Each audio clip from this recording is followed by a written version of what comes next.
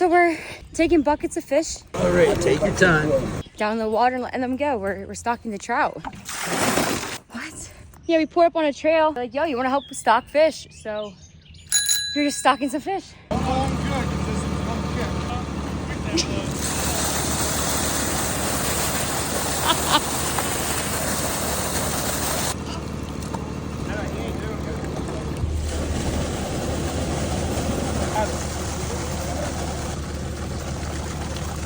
Nah, just give him a toss. If he flops over, he's good. If he's not, he's fish food. Yeah, Yeah, he's he had it. He had his time. I tried. Come on, girl, let's get you out of there.